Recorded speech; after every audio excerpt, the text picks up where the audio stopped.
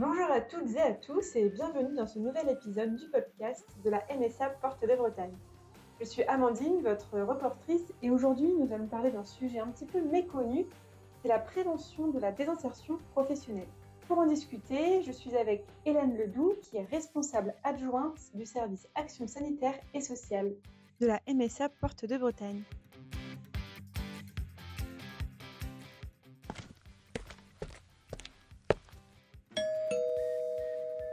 Bonjour Hélène. Bonjour Amandine.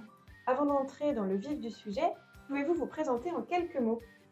Je me présente, Hélène Ledoux, responsable des travailleurs sociaux sur le secteur d'Ille-et-Vilaine et pilote de la prévention de la désinsertion professionnelle, qu'on appellera PDP ici. L'objectif de cet accompagnement, c'est de favoriser le maintien en emploi et de prévenir le risque de désinsertion professionnelle. Les travailleurs sociaux participent aux côtés des médecins du travail et des médecins conseils à la PDP. Justement, puisque vous l'évoquez, est-ce que vous pouvez expliquer à nos auditeurs ce qu'est la désinsertion professionnelle ? Donc bien sûr, la désinsertion professionnelle, c'est le risque pour un salarié de perdre son emploi ou de ne plus pouvoir l'exercer durablement à cause d'un problème de santé, d'un handicap ou d'une usure physique ou psychique. C'est un enjeu majeur et les professionnels dans le milieu agricole sont particulièrement exposés à ce risque. Pourquoi les métiers agricoles sont plus concernés que les autres métiers ? Les métiers agricoles sont exigeants physiquement, les journées de travail sont longues, les accidents ou les maladies professionnelles peuvent avoir des conséquences très lourdes. Quand un agriculteur se blesse par exemple ou développe une maladie chronique, ou même qu'un salarié agricole souffre par exemple d'un trouble musculo-squelettique, il peut très vite se retrouver en difficulté pour continuer son activité professionnelle. D'accord, donc quand il arrive ce genre de situation, c'est là que la MSA intervient ? Exactement. Notre rôle, c'est d'éviter que la santé devienne un frein définitif à l'emploi. Donc pour cela, on va rechercher des solutions adaptées. Ça peut être aménagement de poste, adaptation de matériel, réorganisation du travail, reconversion professionnelle. Pour les personnes en situation de handicap, on travaille aussi avec des partenaires extérieurs et spécialisés. C'est-à-dire que le service Action sanitaire et sociale est pilote ? La PDP, c'est un axe prioritaire pour le service santé au travail, mais aussi pour l'ASS. Parce que, comme dit tout à l'heure, en fait, on travaille en transversalité et en concertation avec le service santé et sécurité au travail, mais aussi avec les médecins conseils.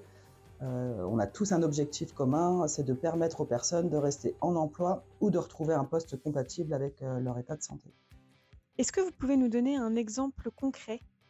Bien sûr, prenons par exemple Jean, qui était éleveur laitier, donc il travaille seul sur son exploitation depuis une quinzaine d'années à peu près. Et Jean, il a une maladie chronique qui évolue par crise avec beaucoup de fatigue, de douleur, et dans ces moments-là, c'est difficile pour lui de travailler.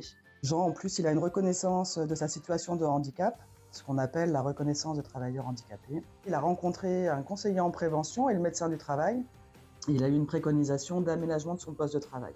Donc, dans cette démarche-là, il a rencontré Cap Emploi qui a monté le dossier pour le financement du poste de travail via l'AGEFIP. L'aide AGEFIP, elle n'a pas couvert la totalité de l'aménagement du poste. Donc, le travailleur social, lui, est intervenu avec à la fois un rôle de coordination des actions, des partenaires, de réassurer Jean, et il a pu instruire aussi une demande d'aide financière auprès du service Action sanitaire et sociale de la MSA dans le cadre du maintien en emploi. Donc cela a pu aider Jean à acheter du matériel adapté. En parallèle, c'est ce que je disais tout à l'heure, le travailleur social a pu aussi permettre à Jean d'avoir un soutien psychologique avec un psychologue conventionné par l'ASS de la MSA et aussi une aide pour financer l'embauche d'un remplacement pendant une semaine pour lui permettre à la fois les soins mais aussi de reprendre du recul par rapport à sa situation. Avec quelques années de recul, on peut dire qu'aujourd'hui la situation de Jean va mieux. Très intéressant, merci Hélène pour cet exemple concret. Donc si j'ai bien compris, Jean a pu être accompagné par la MSA dans le maintien en emploi et dans la prévention de l'apaisement professionnel. Si je peux me permettre, donc là l'exemple que vous venez de nous citer explique l'accompagnement d'un exploitant agricole, mais qu'en est-il pour un salarié en arrêt de travail par exemple ? Prenons cette fois l'exemple de Sophie. Elle est salariée en maraîchage. Elle rencontre une problématique de douleur et de difficultés physiques. Elle a rencontré le travailleur social à la suite d'un courrier de mise à disposition. C'est un courrier que le travailleur social envoie pour proposer un rendez-vous et une rencontre à la MSA. Donc quand le travailleur social a rencontré Sophie, Sophie a pu lui expliquer qu'elle travaillait en maraîchage depuis 2021, elle est en arrêt depuis avril 2024. Elle a une reconnaissance de son handicap, la reconnaissance travailleur handicapé. Le travailleur social, suite à cette évaluation et à l'échange avec Sophie, a orienté Sophie vers le médecin du travail, qu'il a rencontré dans le cadre de ce qu'on appelle une pré-reprise, pour faire le point sur sa santé et puis évoquer la possibilité d'un retour au poste de travail.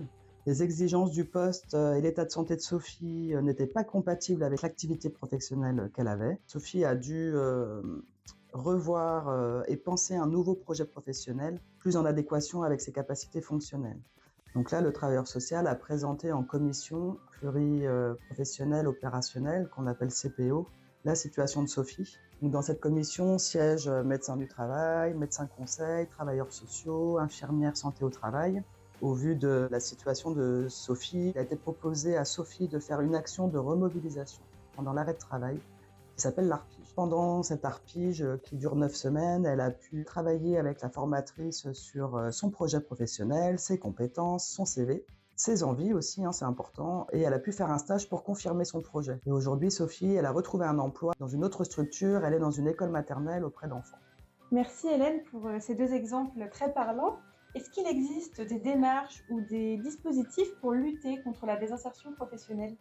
Oui, il y a notamment la visite de pré-reprise avec le médecin du travail pour anticiper le retour au travail. Il y a aussi la visite de reprise qui est obligatoire après un certain nombre de mois d'arrêt. Il y a la visite de mi-carrière pour prévenir l'usure professionnelle. La visite à la demande qui est accessible par le salarié à tout moment. Et puis on peut aussi proposer des actions de remobilisation, donc comme l'ARPIGE, ce qu'a pu faire Sophie dans l'exemple tout à l'heure, mais aussi des bilans de compétences, des formations, un essai encadré par exemple, selon les situations.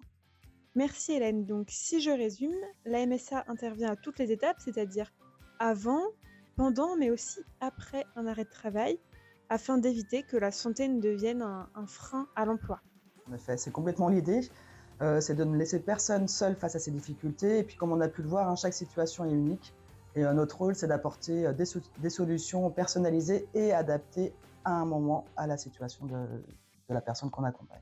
Très bien. Merci beaucoup Hélène pour toutes ces explications.